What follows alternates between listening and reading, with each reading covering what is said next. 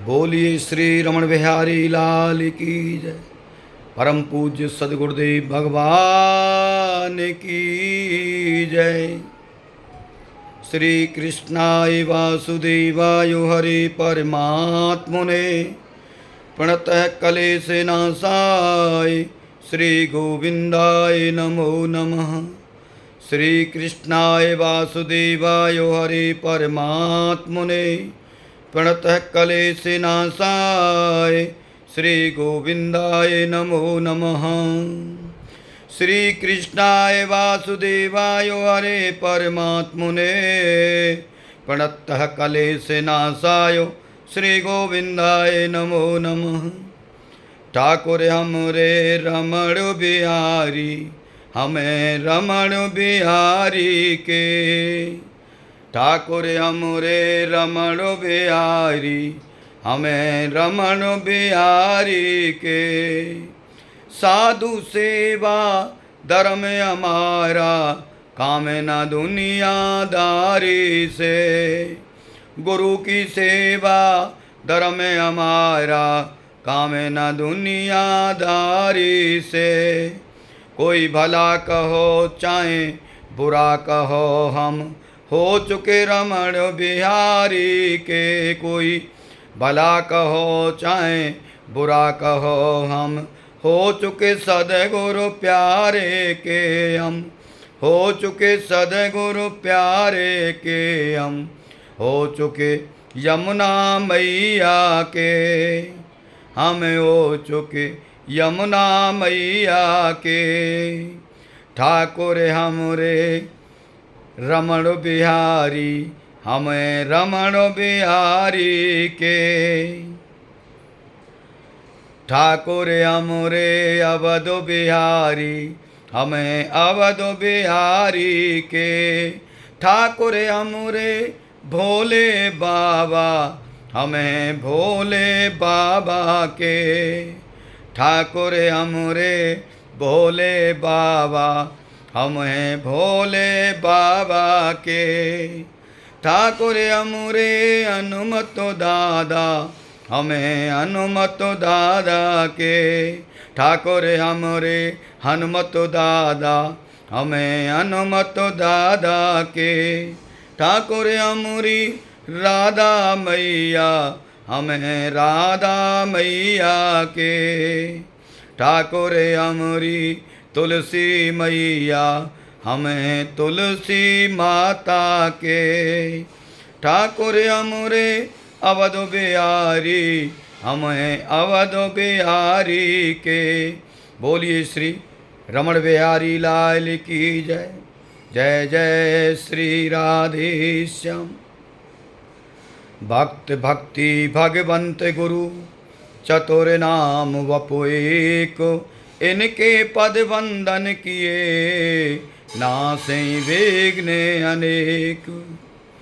भक्ति स्वतंत्र सकल सुख खानी बिन सत्संग न पावे प्राणी। भक्ति स्वतंत्र सकल सुख खानी बिन सत्संग न पावे प्राणी।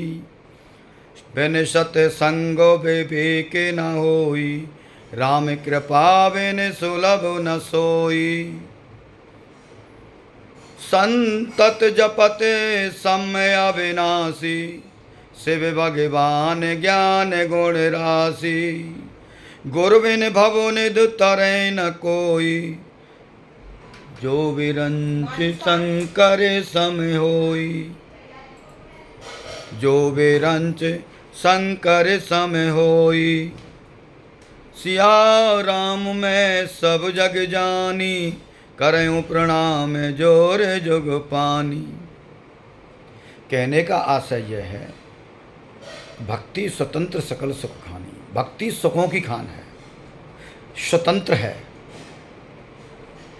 लेकिन सुखों की खान होने के बावजूद राग और देश और अविवेक के चलते पड़ा हुआ जीव चाहे देव दुर्लभ मानव योनि प्राप्त हुई हो फिर भी उस भक्ति का सुख नहीं ले पाता, उसका आनंद नहीं ले पाता। क्योंकि सबसे बड़ा हमारा जो दुर्भाग्य है वो यही है कि हम जो वास्तविक वस्तु नित्य है, जो पदार्थ नित्य है, जो तत्व नित्य है, उसकी हमारे हृदय में विस्मृति है। और जो अनित्य है, अशाश्वत है, नाशवान है, उसकी हमारे हृदय में अखंड स्मृति बनी हुई है। जिस दिन नित्य में आसक्त हो जाएंगे, अनित्य से विस्मरण हो जाएगा, नित्य का स्मरण अखंड हो जाएगा, उसी समय भक्ति का सुख, भक्ति का आनंद प्रत्येक मानव प्राणी के जीव को मिलने लगेगा। अब इसमें आगे कहा है कि बिन सत्संग विवेक नहीं होई। भगवान की कृपा से ही सत्संग मिलता है। प्राणी आर्त भाव से, दीन भाव से रो करके, करुण पुकार के साथ भगवान से प्रार्थना करें।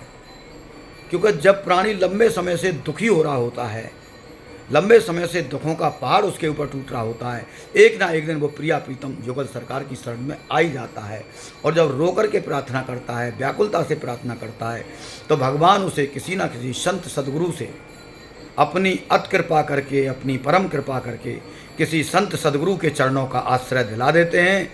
और गुरुदेव उनके जब जीवन में आते हैं, और दुखी व्यक्ति जब जहाँ जाता है, जिसको ज़रूरत है आनंद की, सुख की, तब गुरुदेव उसके हृदय में अपनी वाणी द्वारा, अपने क्रियात्मक कर्मों द्वारा लोगों को दिखाने के लिए ही गुरुदेव किया करते हैं। गुरुदेव तो पहुँचे हुए हैं, उनके क्रियात्मक कर्म तो गौड़ हो चुके हैं और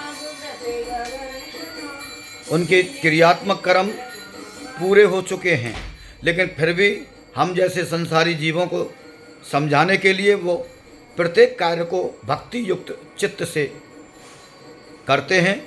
ऐसे महाभागवत महापुरुषों के चरणों में मैं हृदय से कोटि कोटि प्रणाम करता हूँ।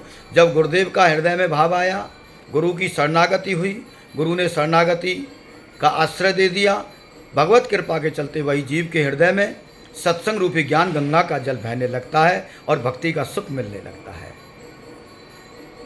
सिया राम में सब जग जानी। जब सत्संग की पूर्णता हो जाती है, भक्ति की पूर्णता हो जाती है, जो प्राणी जहाँ जिसका लक्ष्य है, गंतव्य है, जहाँ पूर्णता है, वहीं सिया राम में रूप संसार का दिखाई देने लगता है। उसमें फिर कोई अज्ञान में ये कहते हैं ना कि मिथ्या संसार है, वो मिथ्यापना ही दूर हो जाता है। वो केवल एक भटकाव है, वो केवल एक भ्रम है, वो केवल एक परछाई की तरह है। लेकिन सही माने में अगर देखा जाए तो संसार का हर कण कण प्रभु से युक्त है, प्रभु की शक्ति से संपन्न है, प्रभु का मूल है उसके अंदर छिपा हुआ। वो मिथ्या नहीं हो सकता। मिथ्या केवल अज्ञान में है। अज्ञान में हम हैं तो हमारी दृष्टि में संसार है, और जिस समय अहंकार का निवारण हो जाता है, अज्ञान मिट जाता है, उस समय संसार सिया राम में हो जाता है। फिर संसार मिथ्या नहीं रहता, सिया राम में हो जाता है। इसीलिए इस भूल को गुरु चरणों के बिन मिटाया नहीं जा सकता। गुरु बिन भवनिध तरे न कोई, जो बिरंच शंकर सम होई। शंकर जी और ब्रह्मा जी जैसा भी उच्च कोटि का वैष्णव साधक और साधकों में महासाधक जो लीला कर रहे हैं, लेकिन परम दिव्य शक्तिपति सच्चिदानंद भगवान हैं। देवादिदेव महादेव कालों के काल महाकाल हैं, जिनके संकल्प मात्र से सृष्टि का लय हो जाता है, प्रलय हो जाता है। उनके लिए भी रामचरितमानस में स्वामी जी के द्वारा ऐसा समझा है हमने कि बिना गुरु की कृपा के ब्रह्मा जी और शंकर जी जैसी कोटि के उच्च देवता का भी कल्याण संभव नहीं है। इसीलिए भैया अपने भ्रम को निकाल देना, अपने हर तरह के संदेह को निकाल देना कि जब तक गुरु के चरणों की शरणागति नहीं होगी, जब तक गुरु अंग संग महसूस नहीं होगा, जब तक गुरु की प्रत्यक्षानुभूति अपरोक्षानुभूति हृदय में नहीं होगी, जब तक गुरु को अविनाशी तत्व रूप से, सत्य रूप से नहीं समझेंगे, तब तक कल्याण में पूरी तरह से बाधा है।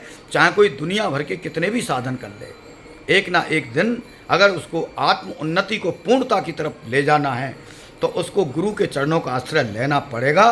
कोई भी साधन ऐसा संसार में नहीं बना हुआ जो बिन गुरु कृपा के कोई प्राणी अपने आप से मिल सके और अपने प्रभु के अनुराग में पहुंच सके। जैसा भी हम आज सोमवार का दिन है, बाबा भोलेनाथ का दिन है, भोलेनाथ के 365 दिन होते हैं, लेकिन खास तौर से हम जैसे संसारियों के लिए, हम जैसे अभागों के लिए, कि कम से कम कोई प्राणी कभी भी भगवान का नाम नहीं लेता है, तो एक हफ्ता में, सप्ताह में एक बार तो प्राणी भगवान का नाम ले ले, भगवान को अपने हृदय में स्मरण कर ले, याद कर ले। इसलिए ज़्यादातर ये हमारे जितने भी बार हैं, त्यौहार हैं, सबों की जो महिमा हम जैसा भी अपने हृदय में समझ पाए हैं कि एकादशी आई, एक दिन का अन्न छूट गया, भौतिक लाभ मिल गया, शारीरिक लाभ मिल गया, लेकिन प्रभु का स्मरण हुआ, एकादशी के बहाने मंदिर का दर्शन हुआ, संतों का दर्शन हुआ, ऐसा भाव। इसीलिए 365 दिन में जितने भी त्यौहार आते हैं वो सारे त्यौहार डेली हैं, क्योंकि कहते हैं ना संत की सदा दिवाली। दिवाली कोई नई नहीं, दीपावली रोज़ है, लेकिन हृदय साधना युक्त होना चाहिए। हृदय के अंदर गुरु तत्व का 24 घंटे प्रभा चलना चाहिए। हृदय के अंदर 24 घंटे भगवत स्मृति बनी रहनी चाहिए कि हमारे ऊपर हमारा प्रभु बैठा हुआ है। जब भाई प्रभु से प्रेम हो जाता है, प्रभु से लगाव हो जाता है, प्रभु से सच्चे दिल से मित्रता हो जाती है, भाई के रूप में, पिता के रूप में, पुत्र के रूप में, अब अपनापन, आत्मीयता का भाव जब प्रकट हो जाता है, तो वहाँ सारे क्रियात्मक कर्म प्रभु नहीं देखते, कुछ भी नहीं देखते। केवल हम शरण हो जाएं, उनके ध्यान में पहुंच जाएं, फिर सारा कार्यक्रम भक्ति योग, ज्ञान योग, निष्काम कर्म योग, नाम जप अखंड 24 घंटे चल रहा है, 24 घंटे चल रहा है। अलग से करने की आवश्यकता उस स्थिति में नहीं पड़ती।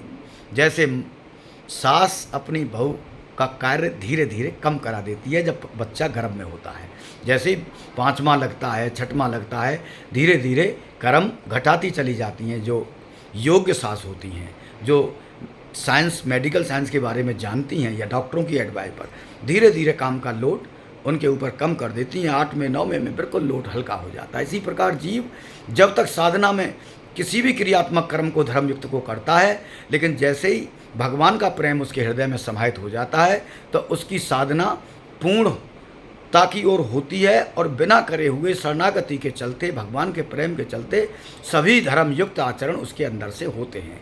क्योंकि कबीरा मन निर्मल हुआ, कबीरा मन निर्मल हुआ, जैसे गंगा नीर पाछे पाछे हरी फिरे, कहत कबीर कबीर। कबीरा सब जग निर्धना, धनवंता नहीं कोई, धनवंता सो जानिए जग राम नाम धन हो।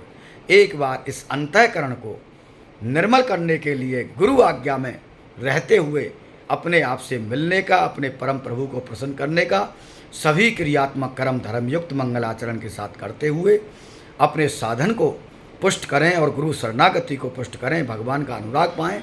बाबा भोलेनाथ के चरणों में, जो परम दिव्य शक्तिपति हैं, उनके चरणों में, पावन चरणों में, सावन का सोमवार है, हम हृदय से कोटि कोटि प्रणाम करते हैं।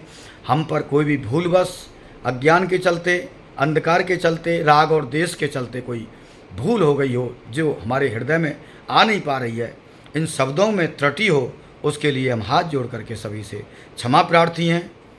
बाकी और ज़्यादा क्या बोलें, वाणी को विराम लगाते हैं, थोड़ा सा भगवान से मुलाकात, भजन वगैरह थोड़ा बहुत कर लेते हैं। जय श्री कृष्ण, जय श्री राधे। आपका दिन मंगलमय हो। सावन के सोमवार की बहुत बहुत हार्दिक शुभकामनाएं। ये दूसरा सोमवार है और भगवान भोलेनाथ करुणा के सिंधु वर्षा कर ही रहे हैं सभी पर, जीवों पर जो उनसे लगा हुआ है, किसी भी से भी लगा हुआ हो, प्रत्येक देवी देवता कोई भी हो, कोई भी विग्रह हो, सब के लिए आशीर्वाद देने वाले भगवान नारायण हैं। सब उनकी करुणा कृपा से भी आशीर्वाद आता है, उनकी इच्छा से आता है। सृष्टि का प्रत्येक कण कण परतंत्र है, लेकिन भगवान ही स्वतंत्र हैं और प्राणी कर्म करने में भी स्वतंत्र है। फल में आसक्त नहीं होना चाहिए, क्योंकि फल में वो परतंत्र है। भगवान देखते हैं उसी के बटुआ को खोल करके, जैसा प्राणी कर्म करता है वैसा ही उसके भाग्य का निर्माण होता है और वैसा ही वो आगे आने वाले समय में उसका फल प्राप्त करता है। अब ये हमको देखना है कि हमको जीवन भर निष्काम रहना है या जीवन भर सौदागर बन कर के रहना है।